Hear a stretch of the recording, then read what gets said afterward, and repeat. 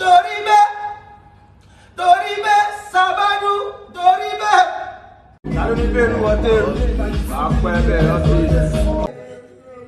Doribe, Sabadu.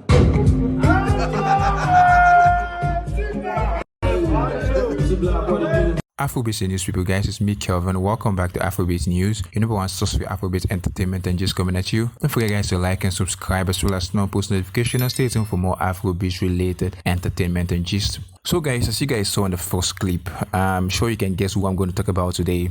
It's about the one and only Peruzzi. Now let me tell you guys a little bit about Peruzzi, in case you guys don't know him. Peruzzi is a Nigerian-based musician. He's Nigerian by birth, and also he's signed to Davido's record label DMW. He is also close friends of the late Obama DMW, the one that just passed away. And yeah, today's in the news because of something a bit sensitive. Now, I'm not the kind of person that like to talk about matters like this because I know these kind of matters are very, very sensitive, and it's best left untouched. But I have to talk about it because these are important topics that I feel we can learn from, and at the same time we can become better just by talking about them.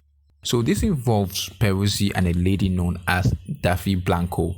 Now, back in 2020, sometime, I can't really remember the month, what month in 2020, but it was during the time where this Me Too movement was gaining ground in Nigeria. And I think during that period of time, there was lots of reports going on about sexual molestation, and there were lots of events going on in Nigeria where ladies were being molested, and there was an outcry for women to voice their plight, what they've gone through as regards rape, as regards, sexual molestations and all of these things. And, rightfully so, a lot of women started speaking out, and majority of the women, they came out, they spoke their truths, and it was very empowering. But at the same time, there were other women, there were a couple of women that exploited that and used that to lie about certain men, like certain guys. And one that stood out to me in particular was this particular YouTuber that I used to follow, Justin UJ. This guy, I think back then he was gaining a lot of subscribers, a lot of views. He was becoming a brand, a really strong social media influencer in Nigeria. And back then I noticed he started trending. There was this lady that came out and laid this accusation, a huge allegation on him that he raped her. It became a big thing. In fact, it went super viral that this guy had to privatize his Instagram page, and it was a whole loss for him to deal with. In fact, he lost endorsement deal, and people even went as far as, because he's schooled abroad, right?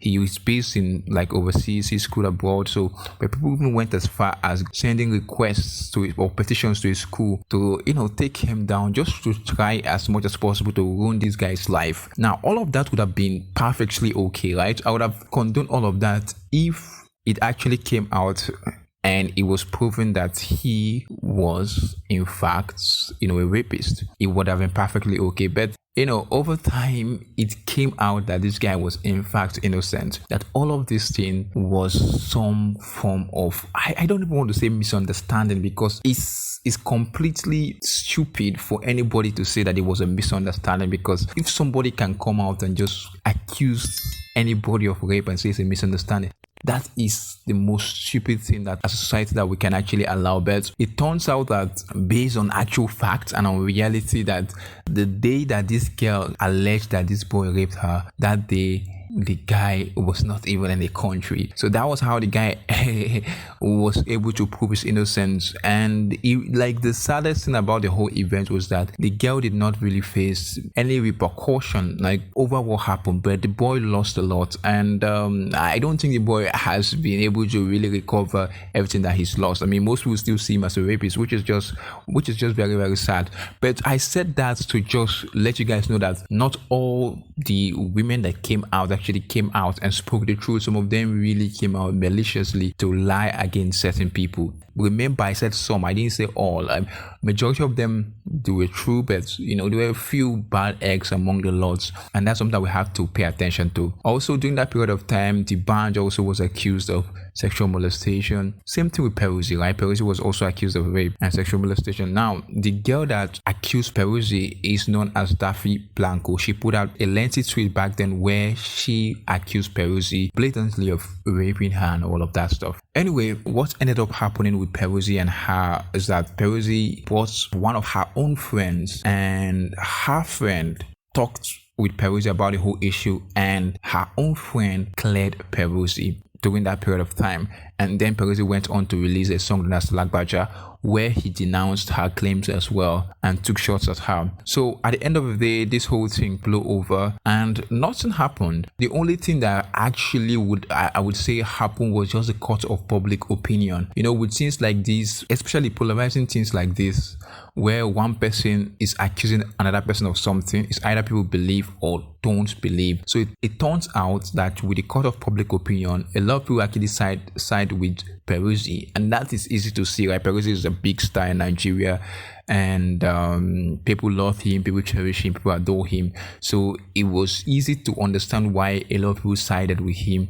Now, me, I'm coming here not as a fan of Peruzzi or whatsoever. I'm coming here just being completely unbiased. First thing I would say, I still feel like this particular lady might be telling the truth. Honestly, I feel for no reason anybody should try to shun her as lying or whatsoever, especially if her claims have not been properly debunked. If it has been, then most definitely shun her and all of that. But until then, I feel like she still should be given a voice. Like she should still be heard, right? Because there's a probability that what she's saying might be true.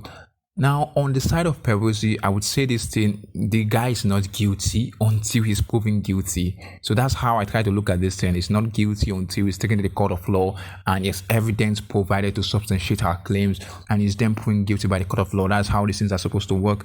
But yeah, so like I said, nothing really happened back in 2020 as regards all of that, and now this 2021, and this is something that just happened that makes me feel like this particular girl known as Daffy Blanco, she has made herself look less credible in the eyes of the public. If the public did not believe her back then, I think with these tweets that she put out, I think they believe her even less. Now, I'm not saying I'm one of those people that believe her less, but I do feel like this particular tweet that she put out made her look more like a clout chaser, if I may say, than a victim if she actually is. Now, what tweet am I talking about? This is the tweet, guys. She tweeted this of recent. Apart from everything that happened, we were once cool. We spoke the same language and shared the same pain of losing our mothers. Sometimes we joked and sometimes we spoke so deep that at times we even got emotional. Day before yesterday, I had a bad dream that he was gone. Now, of course, she's referring to Peruzzi in this case. She said that she dreamt that Peruzzi died, and on a normal day I would not really consider this some kind of cloud chasing move, but you guys should consider that this is coming just a couple of days after the death of Obama DMW, which was a close friend and associate of Peruzzi. This is not even up to a week after his death, just a couple of days. He's been buried 2 days ago, and you have this lady coming out here to say that she sees Peruzzi dying in a dream.